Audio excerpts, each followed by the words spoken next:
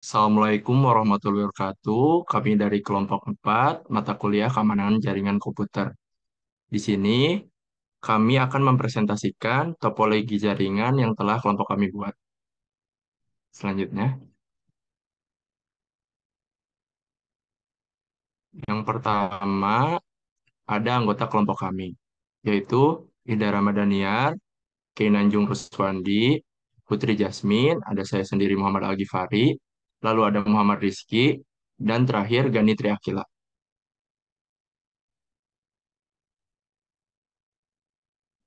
Di sini kami akan membahas dua topik, yaitu ada topologi jaringannya dan security-nya.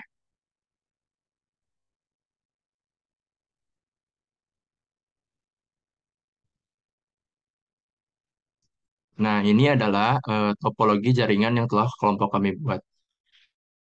Di sini ada satu server, tiga router, lalu tiga switch, dan 9 PC.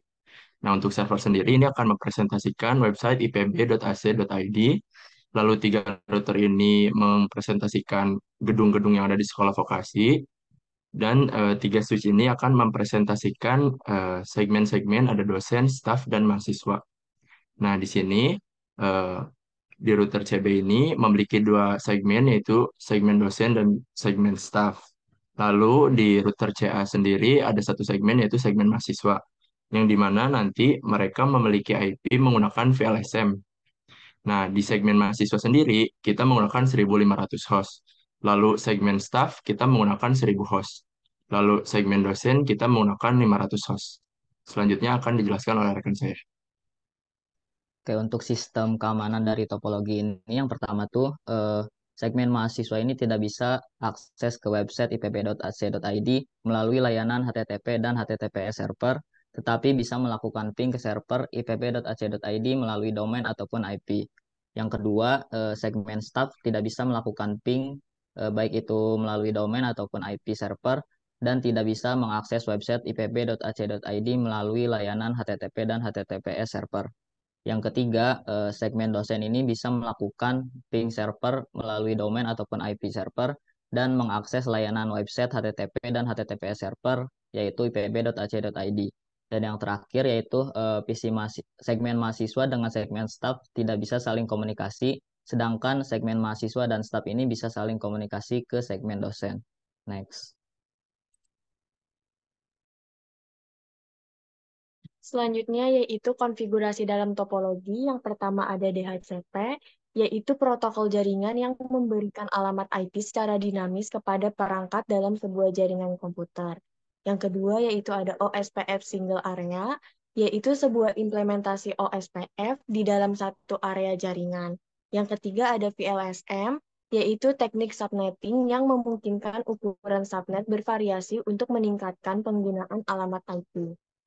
Yang keempat ada ACL, router CA blokir mahasiswa akses HTTP atau HTTPS ke ipb.ac.id, izinkan ping, router CB blokir staff ping dan akses HTTP atau HTTPS ke ipb.ac.id tetap diizinkan ping dan akses HTTP atau HTTPS dosen ke ipb.ac.id.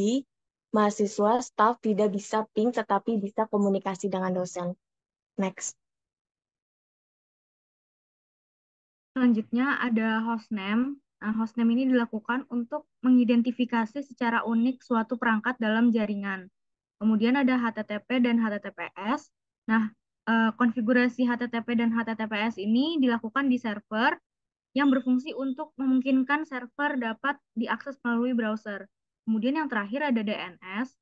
Konfigurasi DNS meliputi pengaturan alamat IP server yang digunakan sebagai DNS server dan pengaturan DNS server dengan ketentuan ipb.ac.id.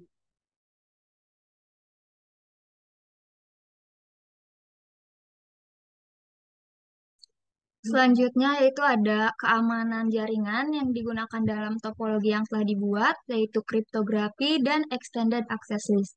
Untuk kriptografi, kami menggunakan kriptografi Pioneer karena merupakan salah satu kriptografi yang ampuh dalam melawan serangan brute force dibandingkan dengan kriptografi Caesar.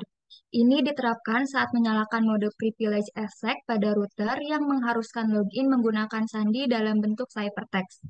Sedangkan untuk access list digunakan untuk memberikan hak akses yang berbeda untuk komunikasi antar perangkat. Keamanan ini digunakan karena memungkinkan pembuatan hak akses berdasarkan protokol, bukan hanya berdasarkan alamat IP saja.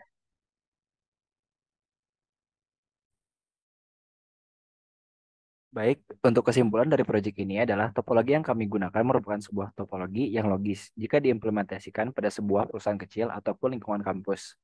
Penggunaan security ACL dan kriptografi binary yang digunakan untuk meningkatkan keamanan dari man in the middle dan brute force. Karena extended access list dan kriptografi yang binary yang kami gunakan seperti berikut. Dari topologi yang digunakan, kami pun dapat mengimplementasikan di lapangan, dikarenakan logisnya bagi perusahaan kecil dan ataupun keadaan jika menggunakan lingkungan kampus. Seperti dosen bisa mengakses semuanya, namun tidak untuk mahasiswa dan staf. Dan mahasiswa dan staf dapat melakukan komunikasi sama lain seperti akses list yang dijelaskan tadi. Mungkin itu saja dari kelompok kami. Mohon maaf bila ada kesalahan. Wassalamualaikum warahmatullahi wabarakatuh.